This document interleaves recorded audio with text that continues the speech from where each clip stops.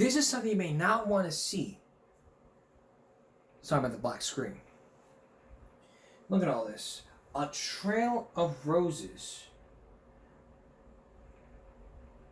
That would even lead to this question. Be my Valentine? But can you ever imagine like something happened? In this video you're about to see, this man went all out to ask his girlfriend to be his Valentine. But what had happened? Take a look. A dozen roses and a card just doesn't cut it for Valentine's Day anymore. Be my Valentine used to be pretty simple, but they're becoming more and more elaborate. Babe, I love you. This guy placed literally thousands of roses in his girlfriend's bedroom. This woman is showered with rose petals inside her car. And you tell me, who's going to clean all this up? Really be my Valentine? Inside Edition cameras were there as this 29-year-old Romeo set up a tent and laid out a picnic of tea and cupcakes to ask girlfriend Melina to be his Valentine. Remember, it's not a marriage proposal. All this, just Valentine's Day. And Valentine's Day also means candy. Wow! And welcome to Jacques Torres Chocolate Factory. Chocolatier Jacques Torres showed me how his New York factory handles the enormous demand. I decided to help out. My sidekick is producer Phoebe Chase. But like that classic episode from I Love Lucy, we found it's a lot harder than it looks. Okay, I think we're in trouble. Chocolate is going to go into the floor. We're going to have a lot of chocolate. Lost, we're in trouble here. Look at what's going on here. Look at what's going on here. Just a second. There we go. You see what I mean here? Valentine's Day is not just a marriage. It's not a marriage proposal, but Valentine's Day is just something to show your love, what you can do. Great ideas for Valentine's Day. Go out on a date, go out on a movie. Actually, if you can refer to our Valentine's Day special, let me play you a clip. Because I think a year or two ago we did a Giving Back Valentine's Day special. Yeah, we did it last year. 2 years ago we did our Valentine's Day special. Take a look at the clip. Hey, welcome to the show. Are you tired? You don't have a plan for Valentine's? Tonight's the day for you. It's a special Give Me a Break Monday all about Valentine's Day, like we did last time, before COVID. So we got some great ideas for you. We got some ideas for you, for yourself, for your lover, for your friends, for your mom, for your dad, whoever could be your Valentine. Hey, that's why I created this show 5 years ago, to give you guys help and advice. And if you choose not to take it, it's not your choice, so that's why I'm here to help. The biggest one ever is, if you're vaccinated, you have to make sure that that basically all you're doing is keeping yourself safe and healthy. That's why the cases are going and rising. Look at how fat I was. And now look at me, I'm all skinny. There, meaning it's going up and down. It's a whole pattern here. Which brings us to our first subject, the treats. Now, if you were to ask women everywhere, 100% of them would say their favorite treat is chocolate. All women like chocolate. Double chocolate fudge, a double chocolate brownie, double whopper frappe, double chocolate ice cream, double chocolate chip cookie, double chocolate chip, something like that. I mean, it's a treat after all. Just make sure you get that someone special. I mean, don't hog up all the chocolate. If you hog up all the...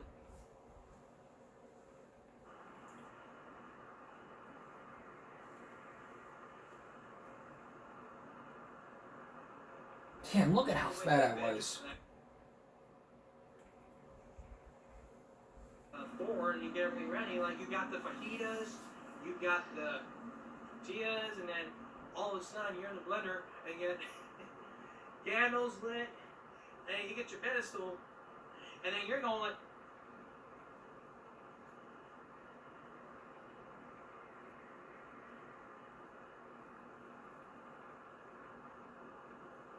way to the bedroom to that the trail. But if you couldn't go going straight, it's like you just passed the bedroom right there. And you may think it's a great idea.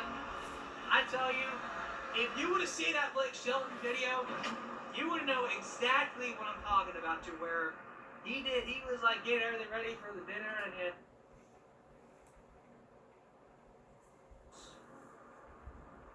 when we come back, the great gift ideas for you, your Valentine, your friends, and your family.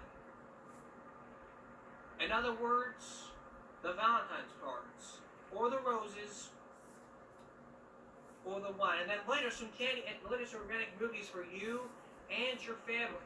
And probably your friends if you invite your friend, or for your husband and wife, if you do plan to do so. Please, don't go away. And you see how fat I was? Wow, so now you probably get the picture if you watched that special. But if you did, you probably got some great ideas. If not, then I don't know what to tell you. Okay, I'm at 6 minutes more. Alright. Could you survive with plunging temperatures? Could you know how to stay alive? Would you know what to do to stay alive when temperatures plunge? When you're on a wilderness explorer? Rob Stafford's going to introduce you to that same man who told us all about that summer survival. And later, could you survive a bus crash? Meet the folks that did survive that bus crash and hear their tale of the tale. Please stay with us. We are continuing our Give Me a Break Survival Week, or Survivor Week, depending on one of the two like I talked about. I don't know if it would be Survivor Week or Survival Week. Along with survival issues, we're going to tell you how you can. We're going to show you some people who have survived through countless measures, especially a survivor story about a bus crash. We'll show you later on.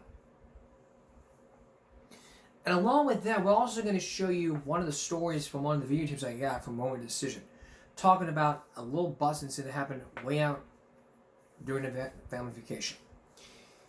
You could be off on a wilderness adventure, or maybe just a walk in the woods. But either way, if you become lost or disoriented, you can end up in serious trouble. The question is, would you know what to do to stay alive? Would you know what to do to keep warm and to stay alive when temperatures plunge and when there's no rescues left in sight? Tonight, we're going to show you some hints and tips what you can do to make sure you can get out alive and stay survived throughout the cold night when those temperatures rise. Because if you don't know what to do, then you're fucked. You're fucked up. You really fucked. It's the same man who told us all about the summer survival. Here's Rob Stafford.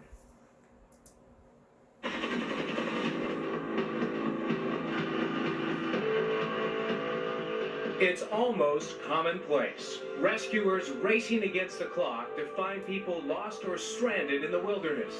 And for every success story, there are tales of those who don't make it back. More than 170 in 1998 alone. It's a big problem. The National Park Service alone conducts more than 4,000 search and rescues annually. And in the winter, freezing temperatures make that job even more difficult. Tonight we'll show you how to stay warm and alive in the wilderness long enough for help to arrive. Hey Cody, how you doing? Our guide, survival instructor Cody Lundeen. I'd like to say it's good to see you, but I foresee misery and pain in the next 24 hours. You're right. He and I have some history together. The main thing is to wake up alive the next morning.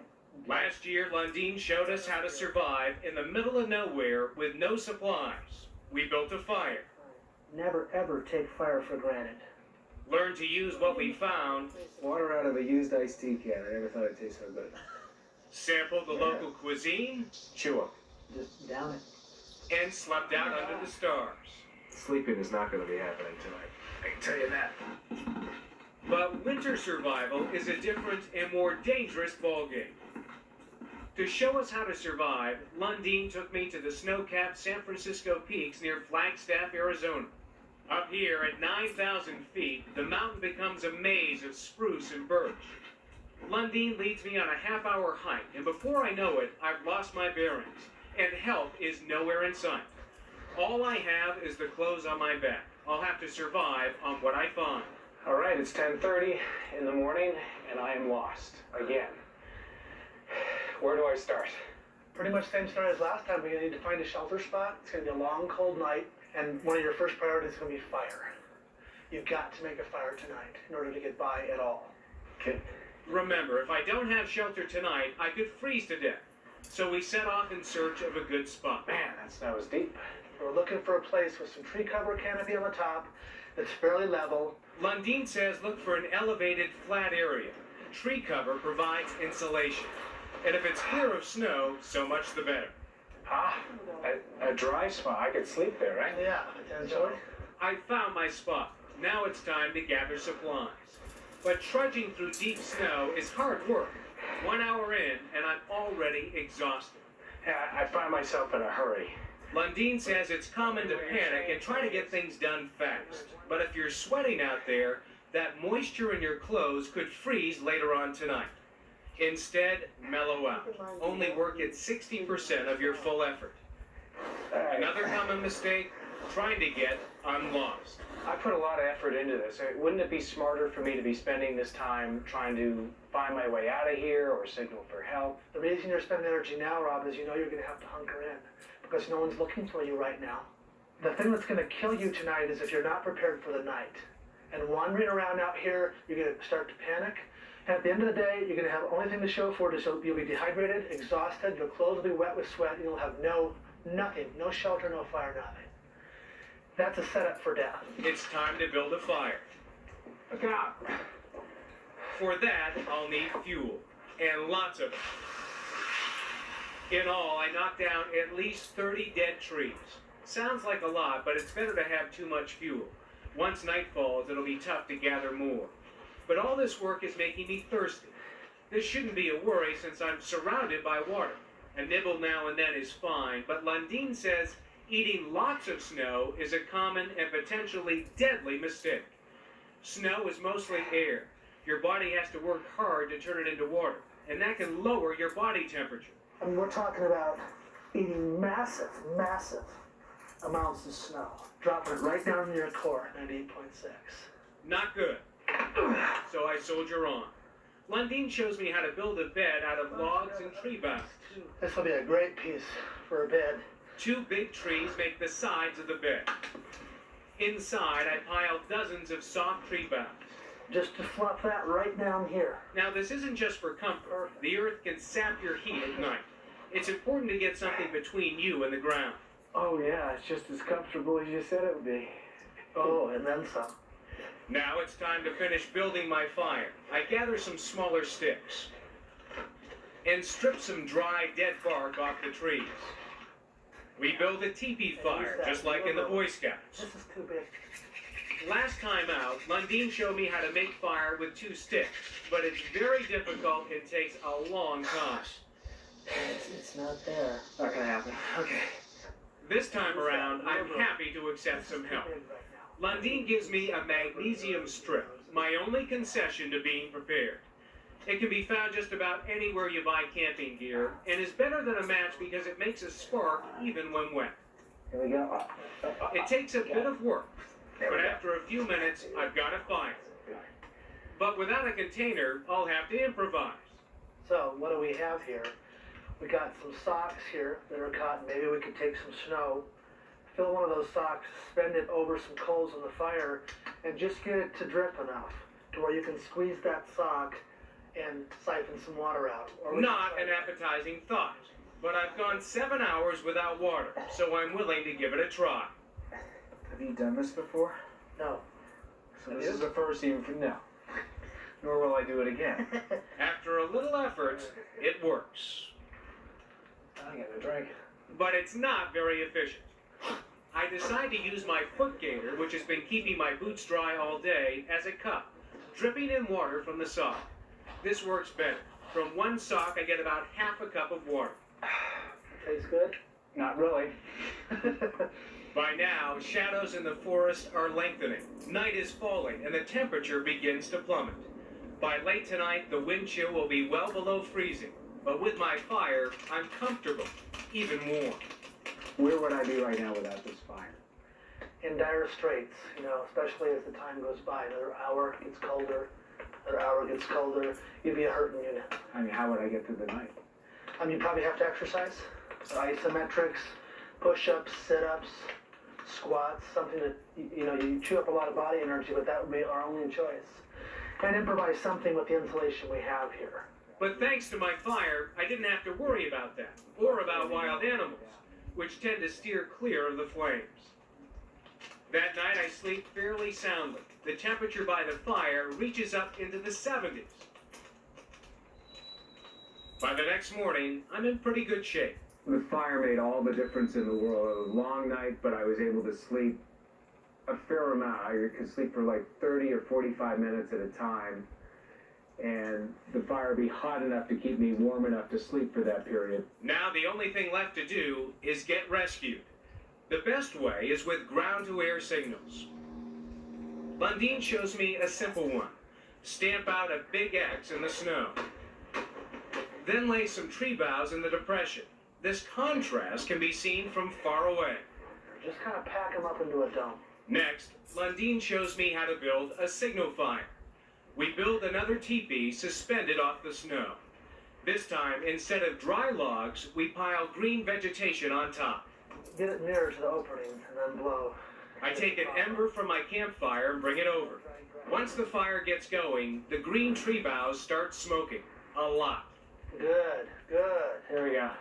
Perfect. Once the smoke clears the treetops, it can be seen by rescuers. On my trip, I deliberately went out with minimal supplies. But if you go out even on a short hike, you should always have a source of fire, some water, warm clothing in layers, and some non-perishable snacks. It's also a good idea to bring a compass, a map of the area, and a cell phone. Now, it may not work where you're going, but if it does, it could be a lifesaver.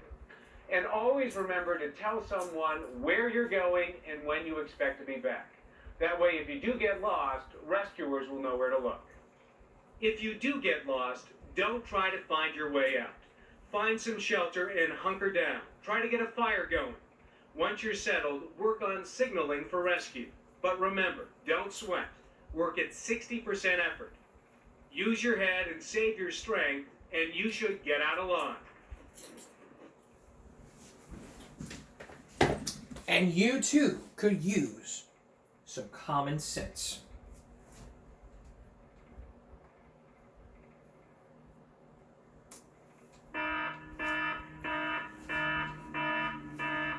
In another report, you've seen some common sense being used because a lot of people are just rushing in and not just getting a fire started and they freeze to death.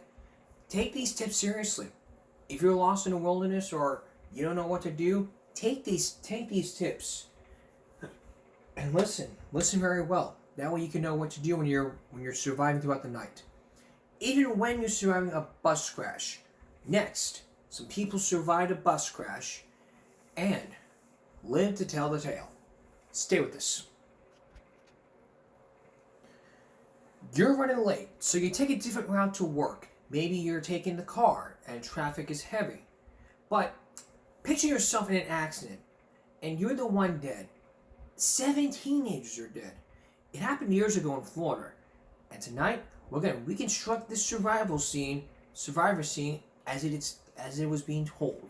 We showed you this earlier, but throughout the Survivor Week, but I thought this would be a great thing to start for Survivor Week. So speaking of survivors, here's Bob McEwen with this Dateline Survivor story.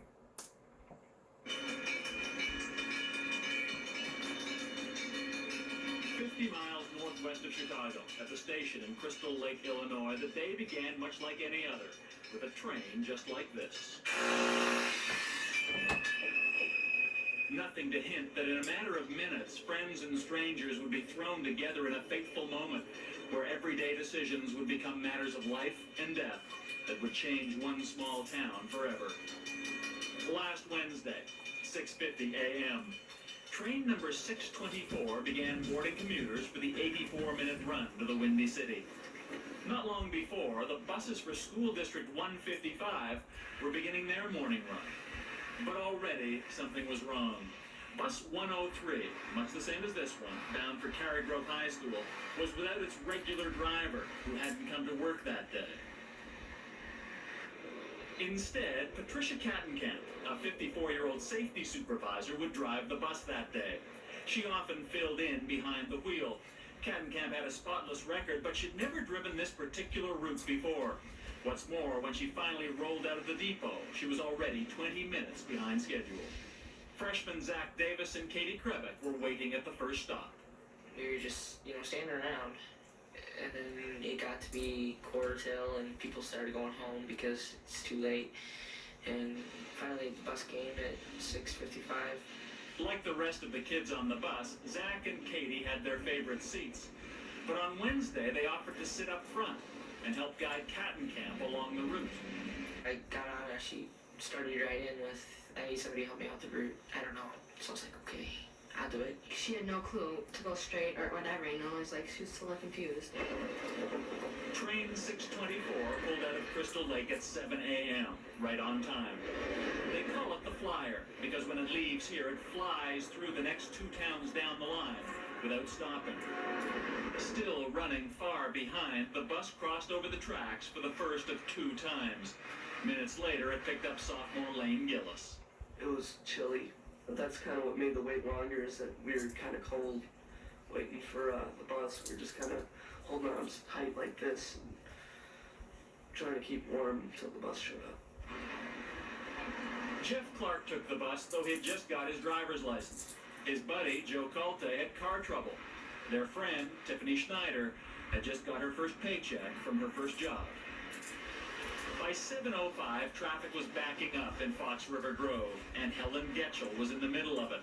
As a hospice nurse, she cares for the dying. She didn't know it then, but that's an irony that would soon become painfully apparent. It had been a while since Helen stopped at the White Hen Pantry, opposite the Algonquin Road railway crossing. I said, well, I don't have to see the patient yet. Might as well get some coffee, and I very rarely come and get coffee. 7:09 that morning, the Flyer sped past neighboring towns. 1.2 million pounds of steel barreling down the tracks at 60 miles per hour, below the maximum allowable speed. A minute later, the last of 39 kids got on at the final bus stop. But as luck would have it, 3 regulars, all freshmen, had other plans.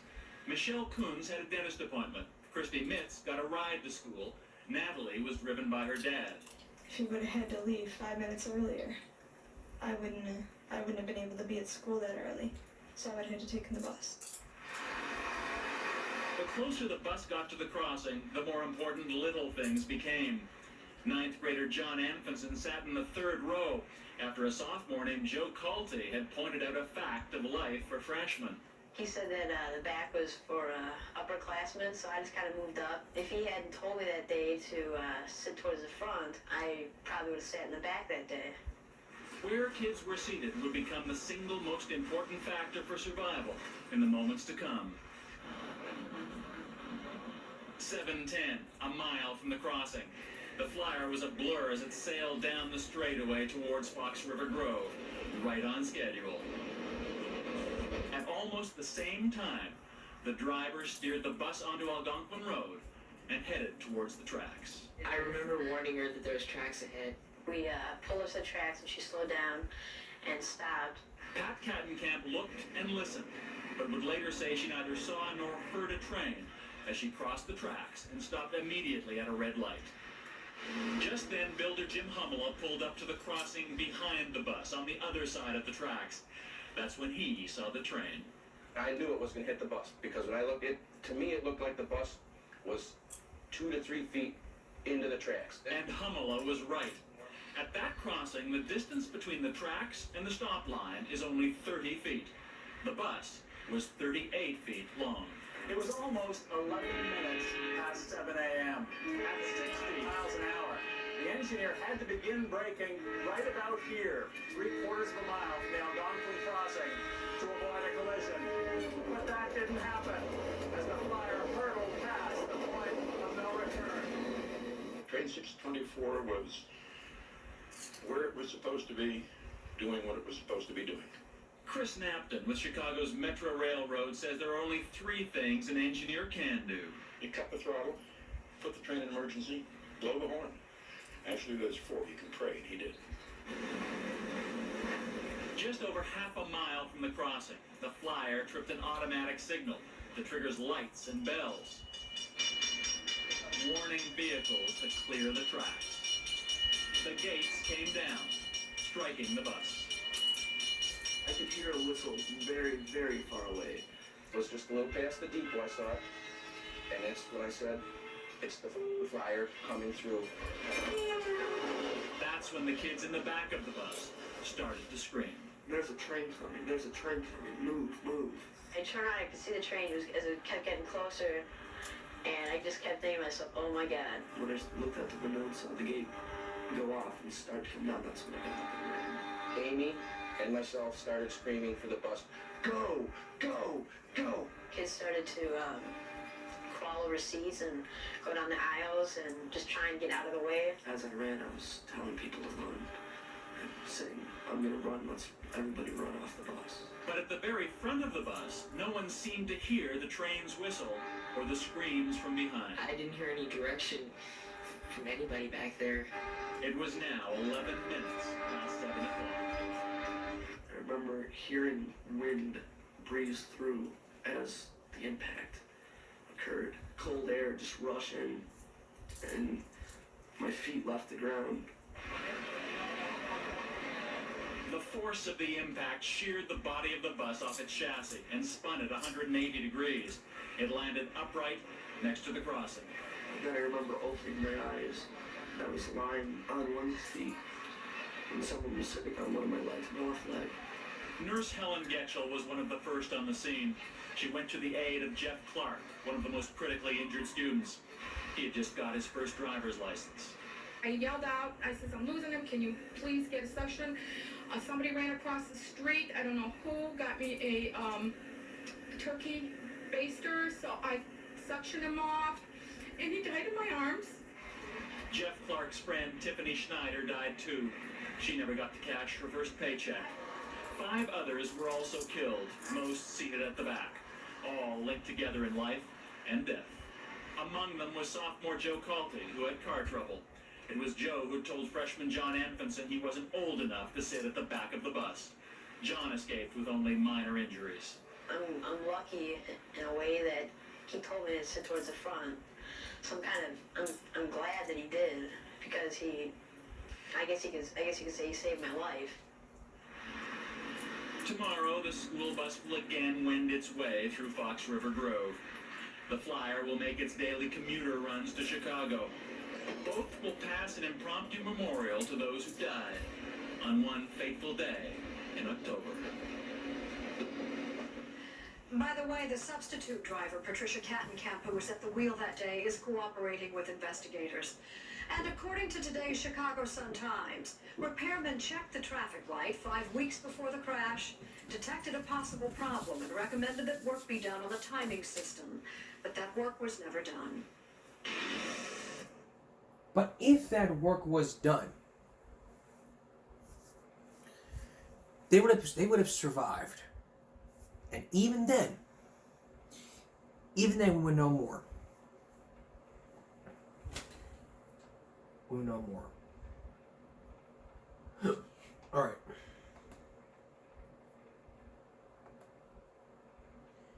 We're going to throw in a third survival story next. And it may leave you asking one question. Can you ever imagine, like, doing anything with just your legs and not your, with only your feet and not your arms? You're about to meet one such man who did just that. And what happened next, and how he survived, would be a great help. Stay with us. What is suddenly some things that you can do with your arms can become something to do without arms? Tying your shoes, putting on your clothes, or even eating some popcorn.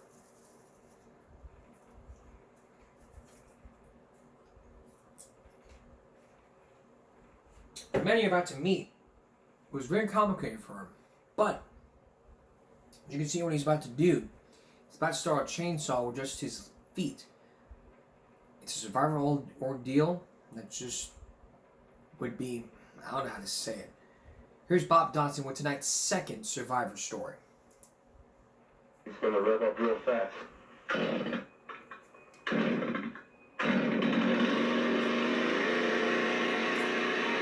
Marty Revelette lives his life with a single-mindedness that blots out everything but challenge. Born with no arms, he is determined to remove the obstacles that stand in his way, no matter how big they are. I wasn't born without any arms for no reason. There was purpose and meaning in it. I began to realize this was my gift. A gift he uses successfully. This lawnmower's been with me for 15 years. Marty owns a business in Chapel Hill, North Carolina, he laughingly calls hands-on landscaping. If somebody says you can't do that because you don't have any arms, I says, let me show you. He did just that. Driving home from work, Marty saw this van burning by the side of the road. As I came up to the scene, I saw the smoke bellowing from the van, and as I went by, I caught a red coat out of the corner of my eye. And I said to my wife, somebody's in that van. Marty pulled over and ran through the smoke toward a face pressed against glass. 86-year-old Elma Snedeker. Flames from the engine swirling around her.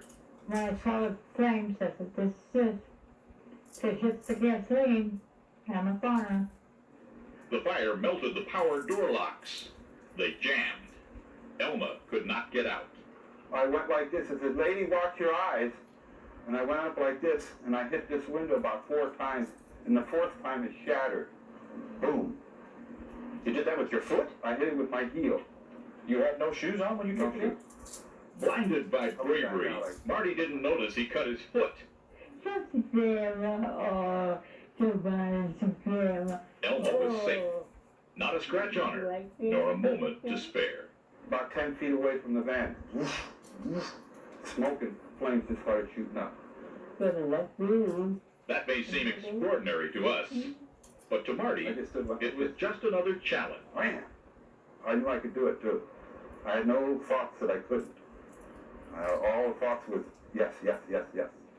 But then next in my life, I knew I could do anything and everything. A life that seems to circle back to moments like this again and again.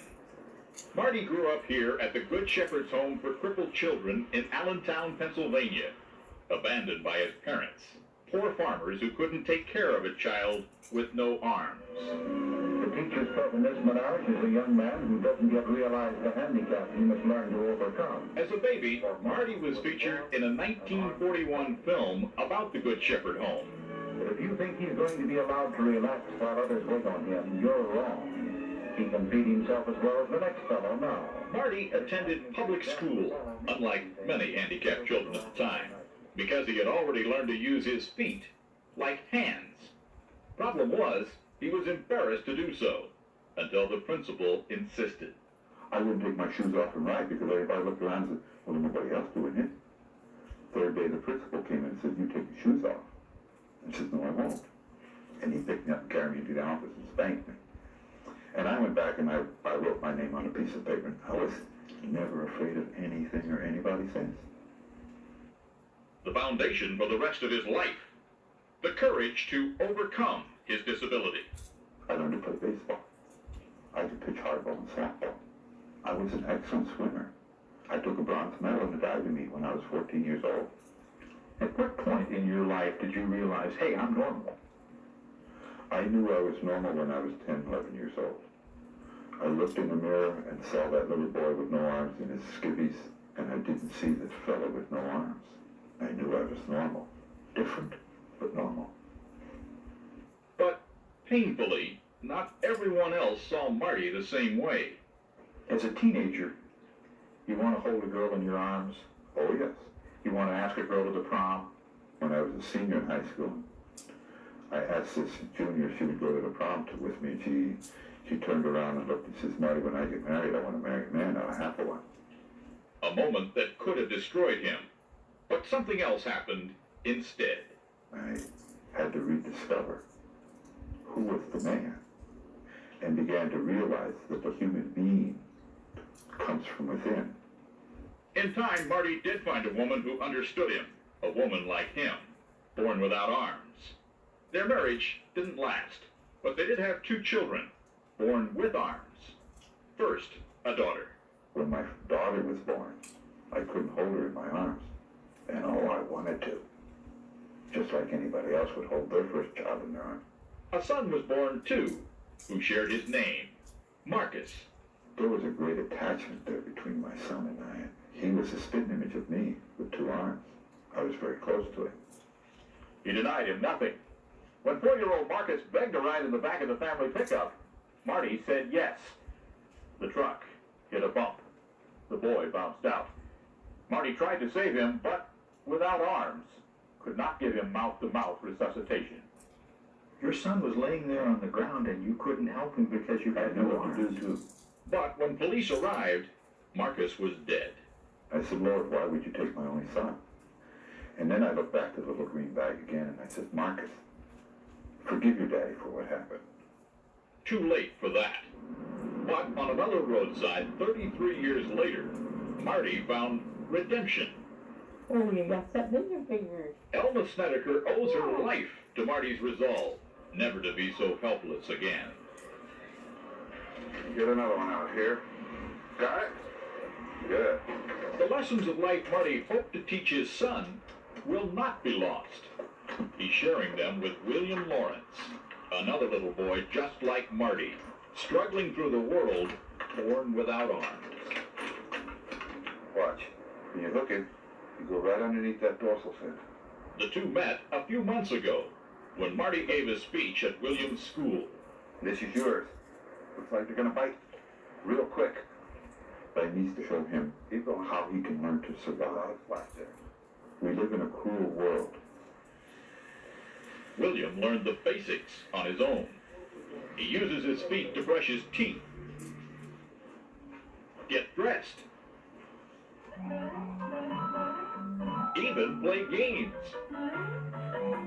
Got it. Come on, Will. Quick, real. But Marty is nurturing his spirit. The big one. He's a monster. I need to show William how to be happy under every condition. There you go. Slide him over. That when you get up in the morning, it's going to be another day, a new day.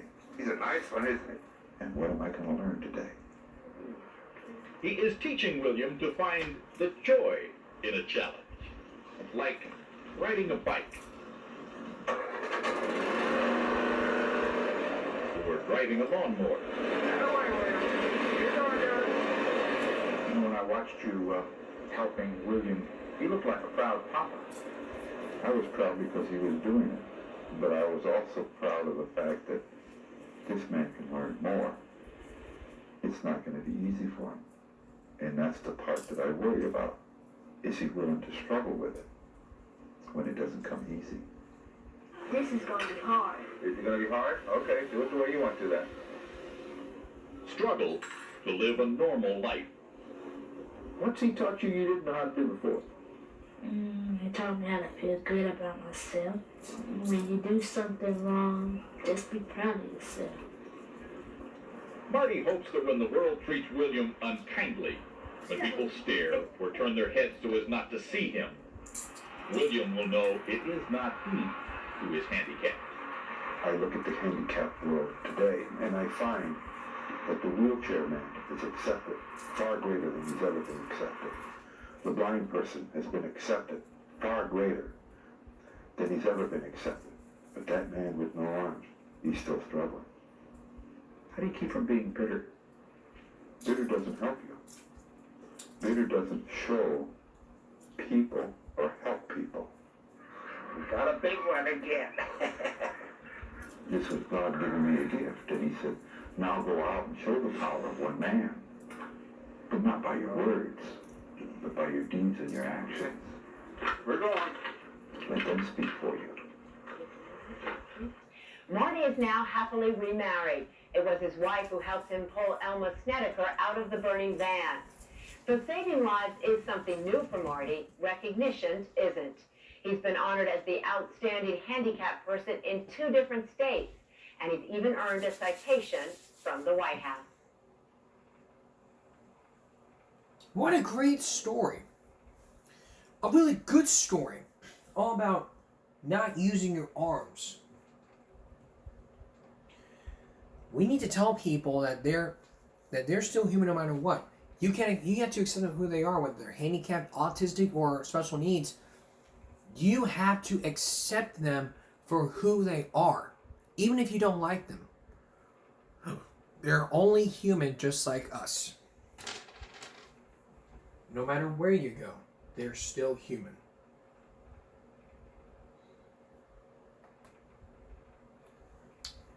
We're going to take a break. We'll bring it back. Are you prepared to lose your job over AI or artificial intelligence? Well, 5 million people could be losing their jobs if that happens. Here's John Stossel. Artificial intelligence could replace millions of jobs. The media keeps saying that, and that AI has eliminated thousands of jobs already. So unions say, more regulation, please. These Teamsters want limits on the new driverless cars. I'm an autonomous driving automobile. Do not have these self-driving vehicles on the San Francisco streets taking jobs. Yes, self-driving vehicles will take some delivery jobs, taxi and Uber jobs, truck driving jobs. Texas is already building a special road, a self-driving trucking corridor. A 21-mile stretch of state highway with a lane just for self-driving trucks. The idea is get humans off the road. Because we make more mistakes than robots do. When I last pointed out that robocars are much safer, some of you warned that soon regulators may ban humans from driving. The government will have total control of your movement. You will be at their mercy. Okay, that's a threat, but because lots of you want to drive yourselves and politicians fear angry voters, I don't think government will ban human driving, but I've been wrong about government's intrusions before. What I haven't been wrong about is the job loss. Put people over robots. These people may lose jobs, but odds are that robot cars and trucks will allow us to get more, new, better jobs. I say that because that's what's always happened. Innovation does that. Tractors destroyed farm jobs. When America began, most people worked on farms. Now, just 1% do. But those farmers gradually found other jobs, much less demanding and dangerous than farming. Loom weavers were so angry when weaving machines took their jobs. They destroyed the machines, destroyed so many that the British government threatened them with the death penalty, and did execute some. Good typists are always in demand. In America, 500,000 typists lost jobs. Phone operators lost jobs. Bank tellers were replaced by ATM machines. Video rental stores were killed by streaming services. Now AI is taking artists' jobs. AI created that artwork. But while all this change happened, there was no surge in unemployment. In fact, despite all the job displacement and COVID, unemployment is low, and wages on average are up. More and more machines do jobs that people once did. But that leaves people free to find better jobs, work in education, healthcare, hospitality. We asked the Teamster boss. In the future, there'll be new jobs we can't even imagine. You buy that at all? I don't, because AI is scary, and it's here to stay. AI is here to stay. If government doesn't get in the way, more of us will soon get into self-driving taxis.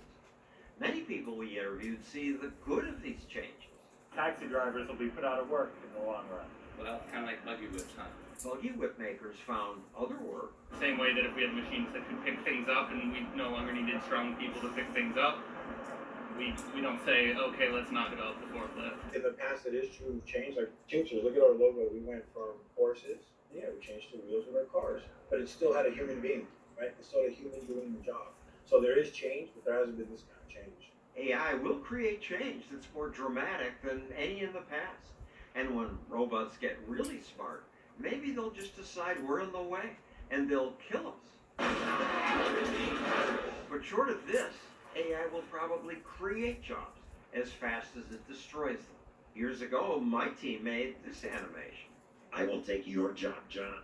I'm smarter than you. I'm still here, so a robot could replace me eventually. And we will keep fighting.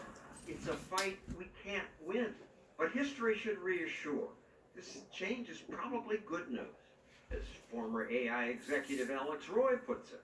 Think about how many businesses don't exist yet that could and will when a robotaxi is ubiquitous. What you're looking at is the Waymo driver in action. For every new technology, there has been someone who said, stop this. But it can't be stopped. And that's a good thing.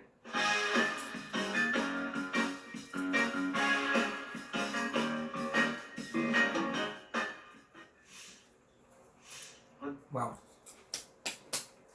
So robots can replace jobs. That's the bottom line here, but it's everyone's opinion. Alright. Alright, now the media biases on breaking news and not so certain. Have you noticed how some... But when you turn on the news, you just watch the news. So now you get their version of what's happened. So what's subtle, what not, and what's not so subtle?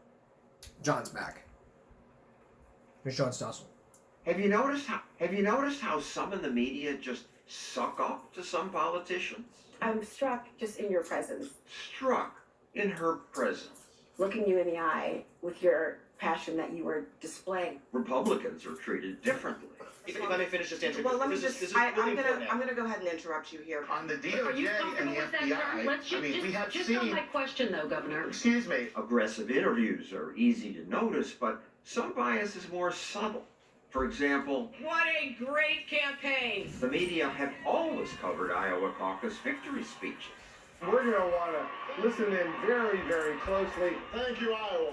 But this year, when Trump won, Thank you. We love you all. CNN cut away from his speech. Here he is right now under my voice. You hear him repeating his anti-immigrant rhetoric. Actually, no, Jake, you hear him. We don't. CNN wouldn't let us actually listen to Trump and decide for ourselves. MSNBC showed none of Trump's speech. Rachel Maddow said, We will let you know if there's any news made. Maddow says it's not responsible to broadcast Trump live because he lies so much. But we reporters can point that out instead of cutting away when he talks. I've repeatedly reported on Trump's lies. Trump lies even about unimportant things like the crowd at his inauguration, the ratings of his TV show. But Biden lies too. Here he lies about doing well in law school. Ended up in the top half of my class. Biden now concedes he did not graduate in the top half of his law school class. He also lied when he said, I have never discussed with my son or my brother or anyone else anything having to do with our businesses, period. I shouldn't be surprised that the media treat Republicans differently. For every Republican in newsrooms, there are 10 Democrats. And now NPR has actually hired this woman to be its new CEO. She not only tweeted, Trump's a racist,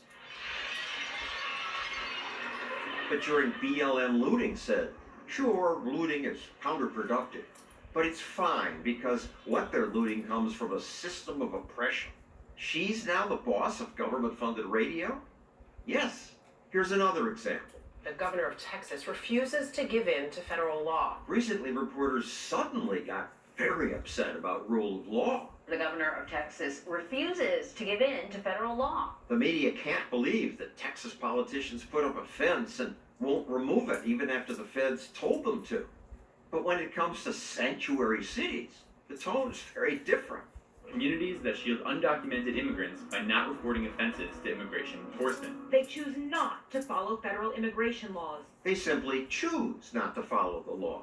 They don't refuse like Texas does. The governor of Texas refuses to give in to federal law. Finally, the way the media labels politicians is just biased. Argentina's new president is a libertarian who promises to take a chainsaw to big government. So the media call him far right. Far right, radical. Far right, Javier Milei. Far right, Javier Milei. Far right libertarian Javier Milei. At least she calls him libertarian, but libertarians aren't far right. Most of us support ending wars, free trade, gay marriage, and all sorts of things far from far right. Milei supports legalizing the sale of human organs. Maybe you oppose organ markets, but it's not far right. Conservatives are more likely to oppose organ sales. The shallow media just label anyone who doesn't agree with them right wing. Argentina elected a right-wing former TV host, Far right. Far right. And Trump-like. Donald Trump of Argentina. He makes Trump almost look like a conventional political candidate. He is nothing like Trump. Economist Daniel DiMartino points out that Milei's policies are very different from Trump's.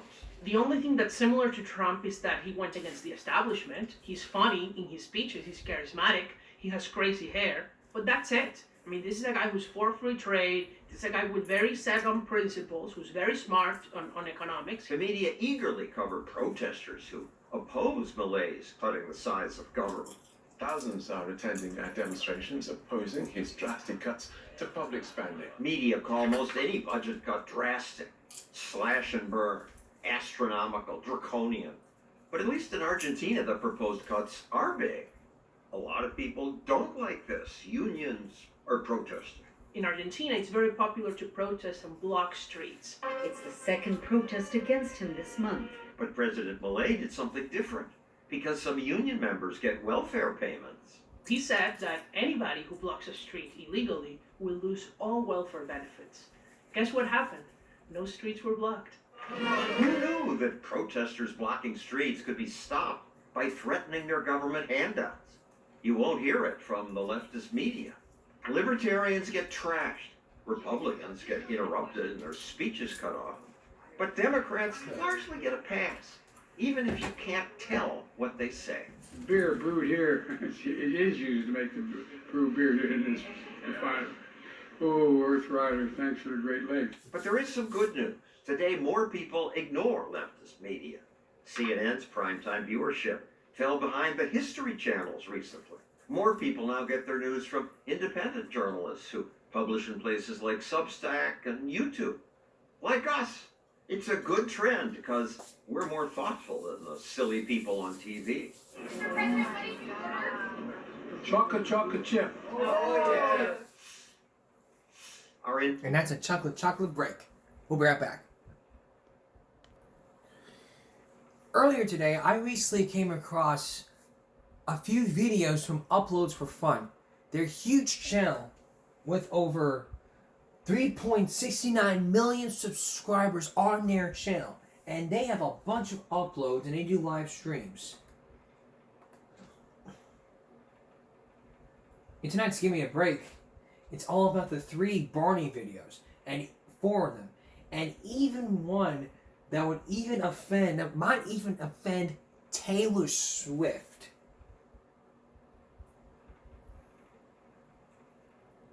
So, you got kids in here? I let them leave. They need to leave. Take a look at this. Name some Barney.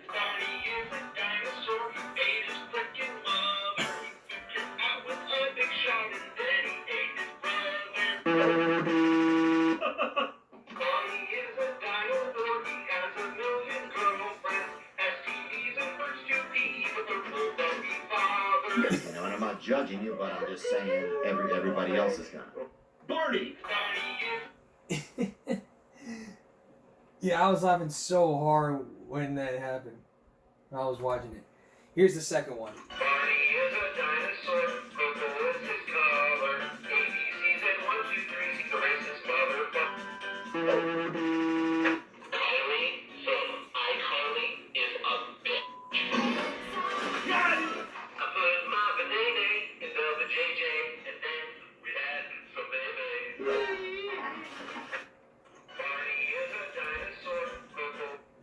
I don't know what this challenge was where you drink, just hold on, you just push from, you're not supposed to laugh.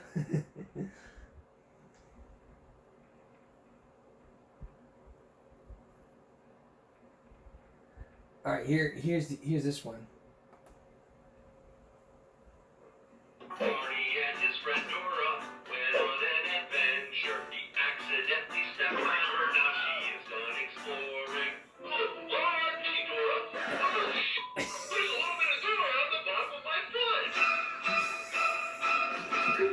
God!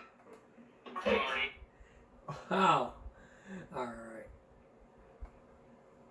Here's one about Taylor Swift.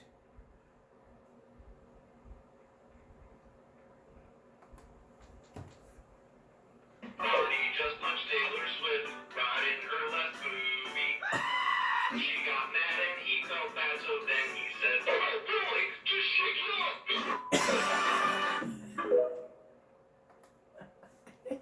Just shake it up, man. Oh my God.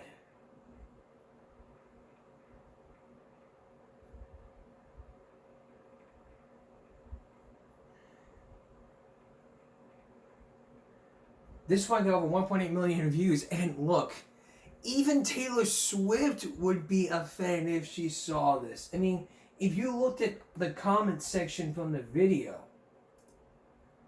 830 comments, like, oh boy. Like, bro, I was drinking water came out of my nose. Why nobody talking about Jack's flipping us off at the start of he does. Barney's a menace to society. Damn, lesson learned. Never mess with the Barney.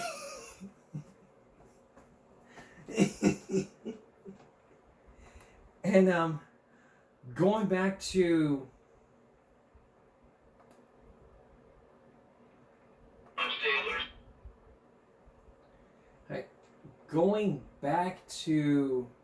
Barney.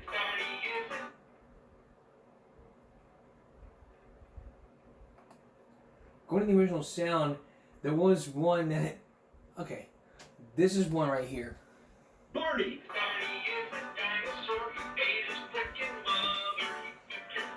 Oh God.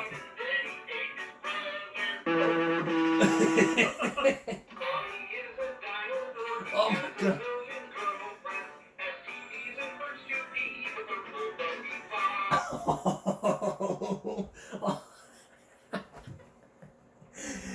Damn, that Barney get all bugged. Move quick. Move quick. He looks like he's a beef. He just shit out his tongue.